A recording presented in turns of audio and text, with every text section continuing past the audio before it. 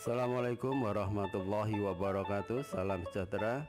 Bersama saya Heri Budi Raharjo dari SMK Negeri 1 Karimun Jawa.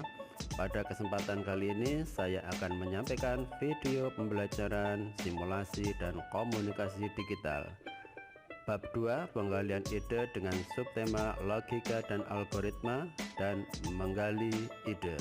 Silahkan menyimak video pembelajaran kali ini. Mari. A. Logika dan algoritma. Logika.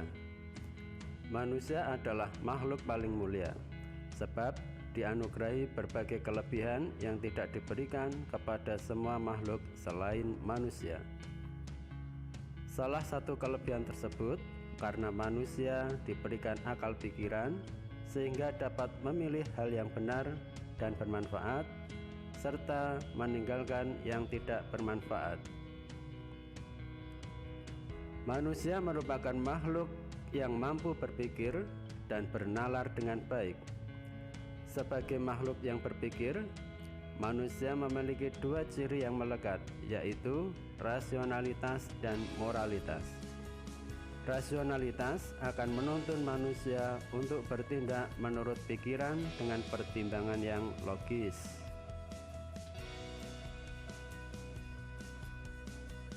Dalam setiap keadaan, seorang manusia membutuhkan pola pikir logis. Berpikir logis merupakan berpikir dengan cara yang benar atau masuk akal dan sesuai dengan hukum logika. Logika disebut juga sebagai alat untuk menjaga dari kesesatan bernalar. Seseorang membutuhkan kemahiran bernalar logis agar dapat menghasilkan kesimpulan yang benar.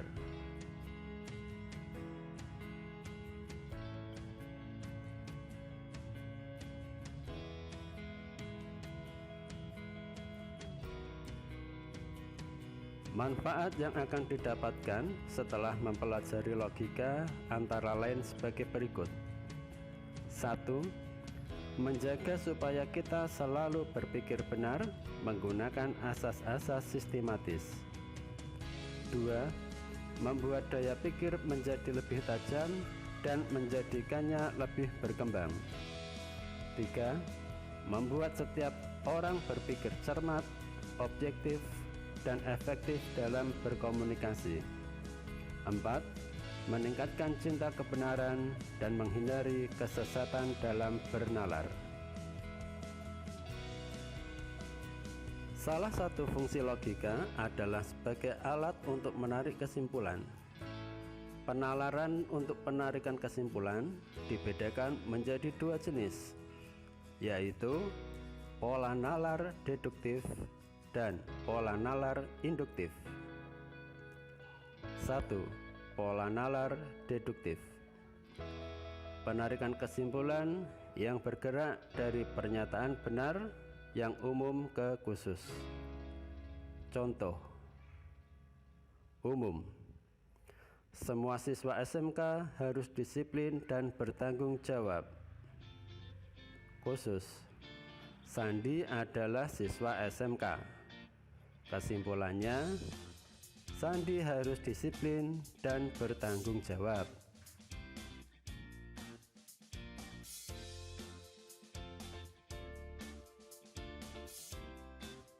2. Pola nalar induktif.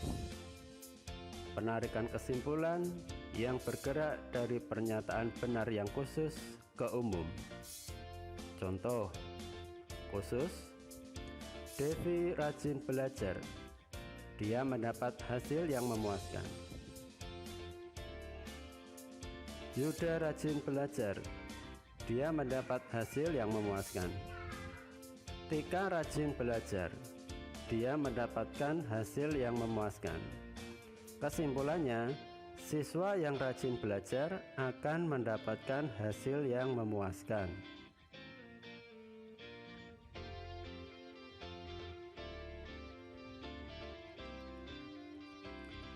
Algoritma. Algoritma adalah serangkaian langkah-langkah yang disusun menjadi urutan logis untuk mencapai tujuan.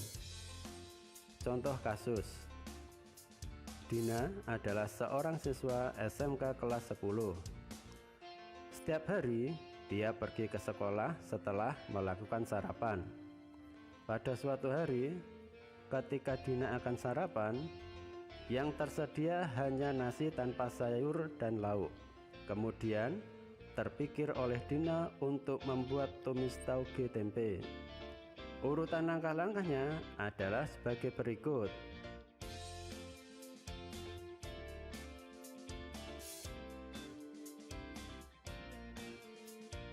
1.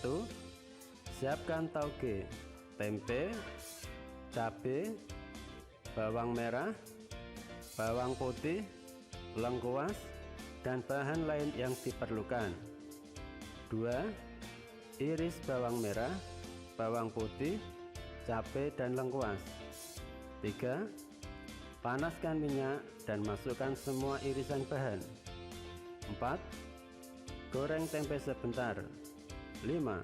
Tambahkan tauge, kecap manis, garam, dan sedikit air. 6. Aduk hingga semua bumbu meresap. 7. Cicipi rasanya. Jika terdapat rasa yang kurang, tambahkan bumbu lain secukupnya. 8. Tauge tumis siap dihidangkan.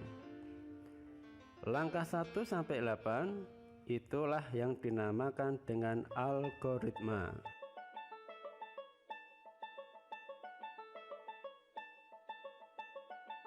Bagan alir atau flowchart.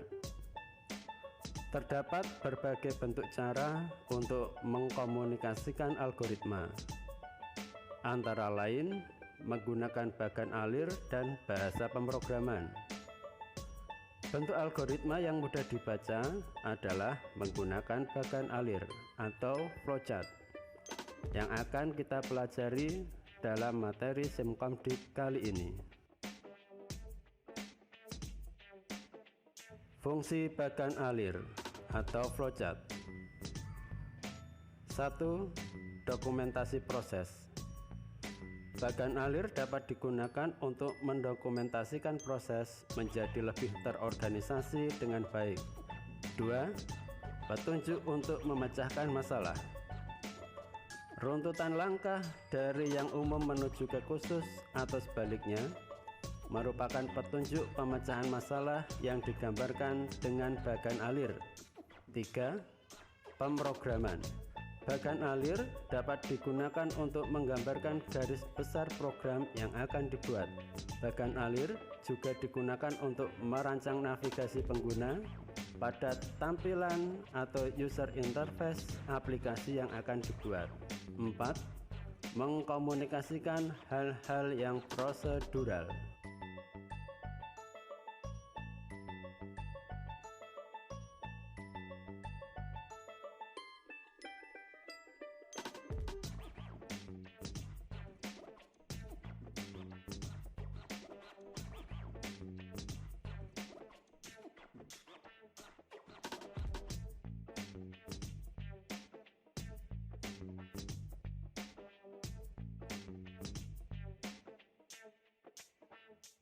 Contoh algoritma ketika sarapan.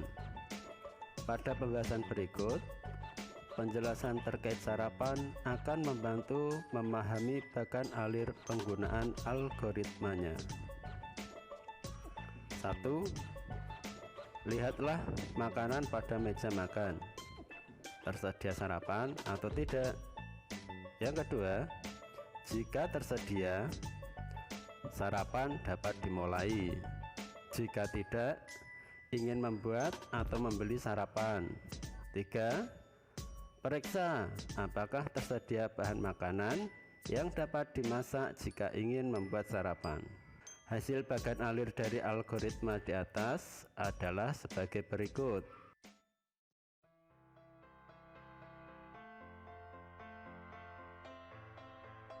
Baik, kita akan mencoba untuk membuat bagan alir dari algoritma proses sarapan. Kita ketahui bersama, algoritma sarapan terdiri dari 3 langkah, A, B, dan C. Kita mulai dari yang A. Lihat makanan pada meja. tersedia atau tidak. Periksa makanan, kita pakai simbol kotak karena merupakan proses. Lanjut, apakah sarapan tersedia atau tidak? Jika terpenuhi ya, maka langsung sarapan dimulai. Jika tidak, ingin masak atau membeli sarapan. Kita memakai dua kondisi lagi. Karena ini merupakan kondisi, kita pakai simbol belah ketupat. Ya atau tidak? Apakah mau masak sarapan? Jika tidak, maka kita beli sarapan. Jika ya, berarti kita ada pertanyaan lagi, apakah bahan-bahannya ada atau tidak. Jika tidak, otomatis kita tidak jadi sarapan. Jika bahan tersedia, maka kita buat sarapan.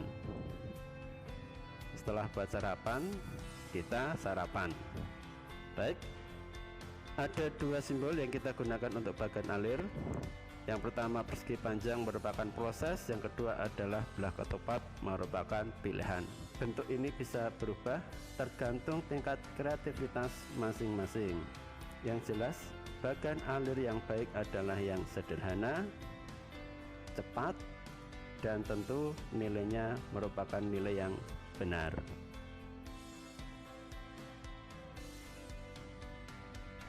B. Menggali ide. Imajinasi. Konsentrasi adalah hal pertama dan alat utama yang harus dilakukan atau dipergunakan untuk berimajinasi. Setelah merasa nyaman dan mampu berkonsentrasi, cobalah deskripsikan hal-hal yang telah diketahui di area tersebut. Kemudian tuliskan.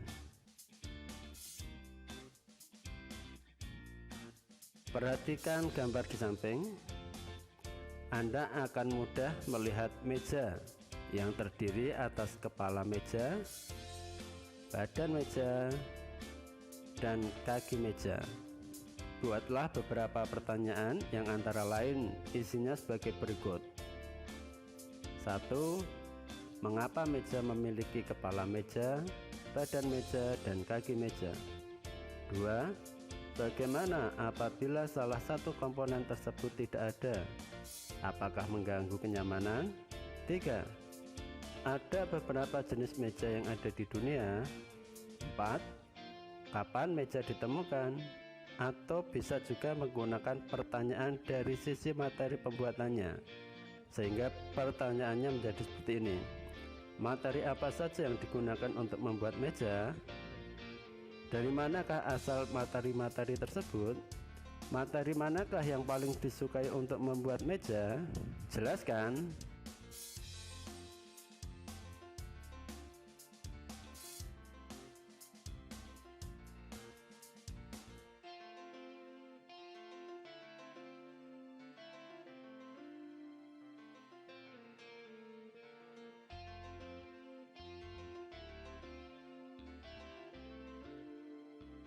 Proses berpikir mirip dengan batu yang dilemparkan ke kolam. Riaknya dapat melebar sampai jauh. Ide pertama bisa saja dikatakan sebagai batu yang dilempar tersebut.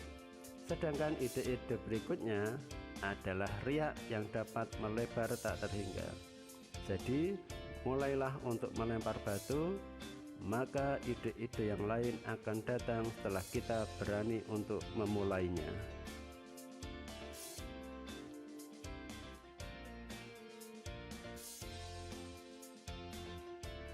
Bernalar.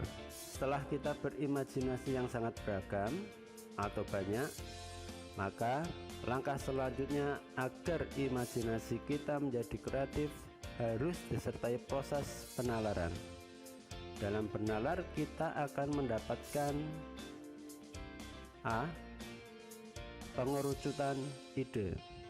Dalam latihan imajinasi, Anda dapat bekerja sesuka pikiran, mengganti dari ide yang satu ke ide yang lain, mengumpulkan sebanyak-banyaknya ide. Hasilnya barangkali merupakan ide kreatif yang campur aduk. Pisahkan ide yang didapat ke dalam beberapa kelompok.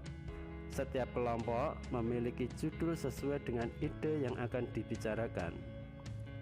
Hal ini untuk melatih pikiran sehingga dapat mengkomunikasikan ide dengan jelas dan lugas, tidak bertele-tele.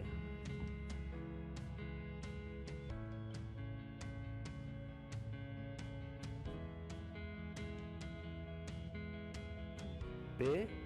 Merancang desain. Pada bagian ini, Anda akan merancang urutan hal-hal yang akan disampaikan, tentunya dengan mempertimbangkan nalar Anda, sambil berusaha memunculkan sebuah desain hasil kreasi sendiri. Untuk melakukan hal tersebut, hal yang paling mudah adalah mulailah memilih pokok pembahasan yang paling banyak dikenal orang. Misalnya, jika pendengar sebagian besar adalah wanita, pokok pembahasan alat rumah tangga akan menarik. Dari alat rumah tangga, ide dikembangkan menjadi alat-alat dapur, alat kebersihan, dan seterusnya. C. Petakan jalur Anda. Proses pengerucutan ide dan perancangan desain haruslah sesuai dengan jalur yang diharapkan. Pastikan pikiran kreatif dan penalaran dapat sampai ke tujuan dan menggunakan jalur terpendek, tidak berputar-putar dan bertele-tele. D. Lengkapi pengetahuan Anda. Setelah memutuskan jalur pengembangan ide yang akan dipaparkan, Anda akan lebih mudah dalam mencari pengetahuan yang dibutuhkan. Anda akan menikmati waktu untuk mencari informasi di internet atau perpustakaan sebagai upaya dalam mencari fakta-fakta yang menguatkan dan mewarnai paparan yang akan Anda sampaikan.